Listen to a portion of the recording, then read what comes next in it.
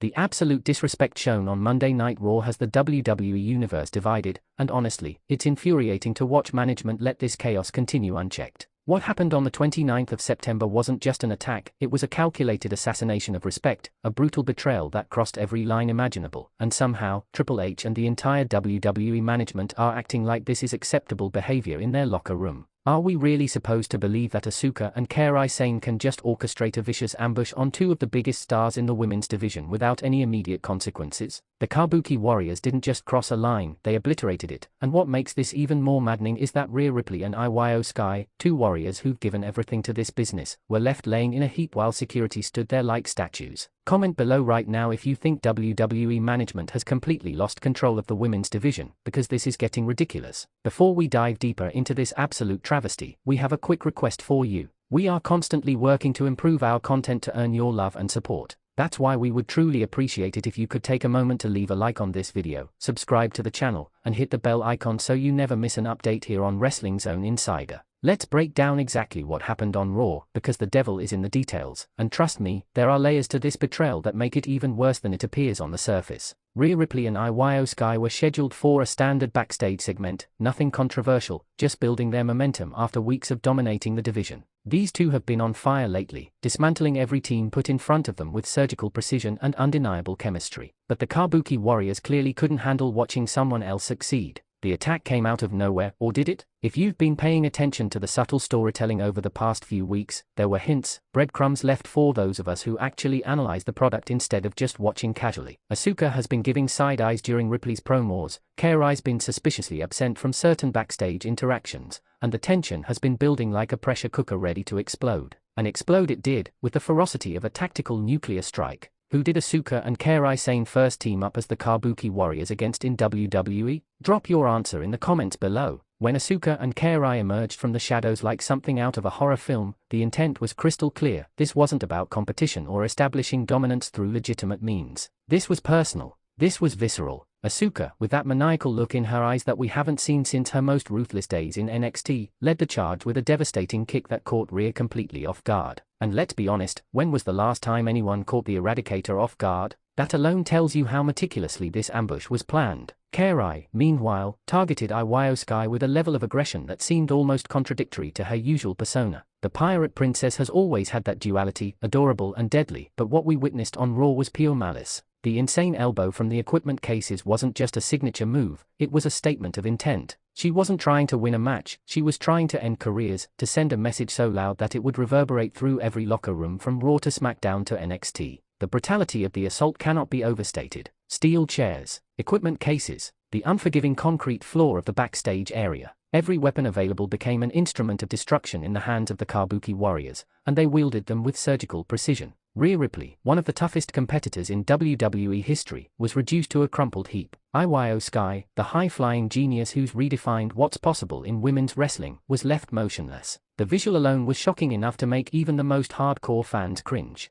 But here's what makes this situation absolutely infuriating from a storyline perspective. Where was security? Where was management? Where were any of the babyfaces who supposedly have locker room camaraderie and would rush to defend their fellow wrestlers? The attack went on for what felt like an eternity, and nobody came to help. Nobody intervened until the damage was done, until the Kabuki Warriors had made their point and casually walked away like they owned the place. That's not just poor security, that's negligent storytelling, unless, and here's the conspiracy theory that'll blow your mind, unless management wanted this to happen. In what year did Rhea Ripley make her main roster debut on WWE Raw? Let us know in the comments. Think about it logically for a second. Triple H has proven time and again that he understands long-term storytelling, that he knows how to build stars through adversity and conflict. What if this brutal attack was sanctioned, or at the very least, tolerated because it serves a greater narrative purpose? What if management is testing Rhea and IYO, pushing them to their absolute limits to see if they have what it takes to survive in the cutthroat world of WWE's main event scene? It's a dark theory, I'll admit, but it makes more sense than believing that WWE security is just universally incompetent. The history between these four women adds another fascinating layer to this attack. IYO SKY and Asuka have a complicated relationship dating back to their time in Japan and their evolution through WWE. They've been allies, rivals, partners, and enemies at various points, creating a tapestry of history that makes every interaction between them loaded with subtext.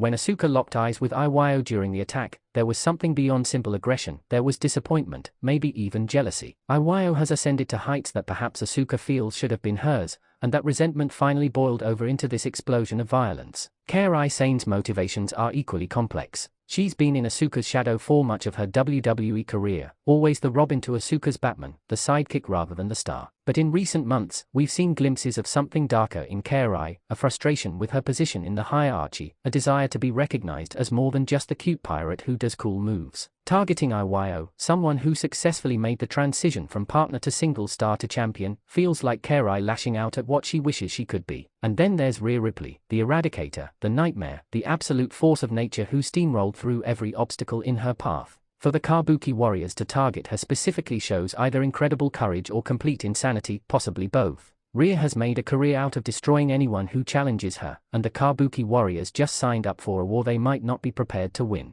But in that moment, on that night, they won the battle decisively and brutally. The WWE Universe's reaction has been predictably explosive. Social media erupted within seconds of the attack airing, with fans divided into camps. Some praised the Kabuki Warriors for their ruthless aggression and willingness to do whatever it takes to reclaim their spot at the top of the division. Others condemned the attack as cowardly and dishonorable, calling for immediate suspensions or worse. The debate rages on, and honestly, that's exactly what WWE wants: engagement, controversy, conversation. What is IYO SKY's finishing move called? Comment your answer below and let's see who the real fans are. From an in-ring perspective, this attack sets up multiple potential directions for storylines moving forward. The obvious path is a revenge angle where Rhea and IYO recover and systematically hunt down the Kabuki Warriors, leading to a marquee tag team match at a premium live event. But WWE could also fragment this into individual feuds, with Rhea targeting Asuka while IYO goes after Kairi, creating a dual narrative that maximizes screen time and match possibilities across multiple pay-per-views. There's also the possibility of a swerve that nobody sees coming. What if Rhea or IYO turns heel as a result of this attack? What if the brutality awakens something dark within them, causing them to abandon their principles and embrace the same ruthless tactics that were used against them? Wrestling history is full of babyfaces who became monsters after suffering traumatic attacks, and both Rhea and IYO have shown in the past that they are capable of walking that darker path when circumstances demand it. The women's tag team division, which has been in desperate need of revitalization, suddenly feels relevant again. The Kabuki Warriors, by reestablishing themselves as legitimate threats through violence and intimidation, have elevated the entire division's profile. Other teams are going to have to step up their game, adopt more aggressive strategies,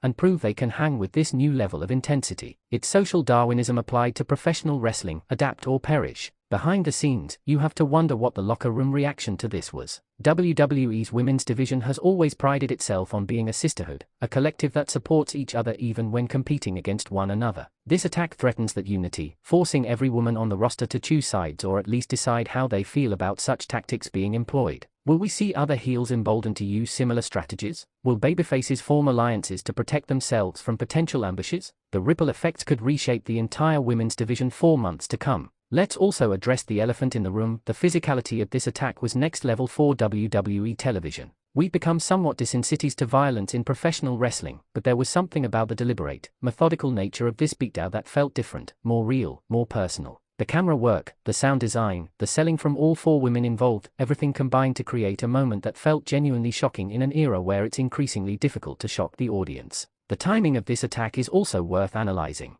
We're in the build towards several major premium live events, and WWE typically escalates tensions during these periods to maximize interest and drive subscription renewals. The Kabuki Warriors choosing this specific moment to strike suggests either perfect opportunism or careful planning in coordination with someone in management. Either scenario presents intriguing possibilities for where this storyline goes next. Before we wrap up, we have to talk about what this means for the women's championship picture. Both Rhea and IYO have been positioned as potential challengers for whatever title they are pursuing, and this attack could either derail those plans or accelerate them depending on how WWE chooses to book the recovery and revenge. If they want sympathy for the babyfaces, they'll show them fighting through injuries and adversity to earn their title shots. If they want to create chaos, they'll have the Kabuki Warriors insert themselves into title matches as spoilers and agents of destruction. The bottom line is this: Monday Night Raw on the 29th of September 2025 will be remembered as the night the Kabuki Warriors made an emphatic, violent statement that they are not to be overlooked or disrespected. Whether you agree with their methods or condemn them as cowardly, you cannot deny their effectiveness. Rhea Ripley and IYO SKY were sent a message written in pain and humiliation, and how they respond will define the next chapter of the women's division. We want to hear from you, the Wrestling Zone Insider community. Do you think the Kabuki Warriors went too far, or was this exactly the kind of aggressive action needed to shake up a stale division? Will Rhea and IYO get their revenge, or have they finally met their match? And most importantly, where do you see this storyline going? Drop all your thoughts, predictions, and hot takes in the comments below, and don't forget to smash that like button, subscribe to Wrestling Zone Insider, and hit the bell so you never miss our analysis of the wildest moments in WWE. The conversation continues in the comments, and we'll see you in the next video where we break down all the fallout from this incredible angle.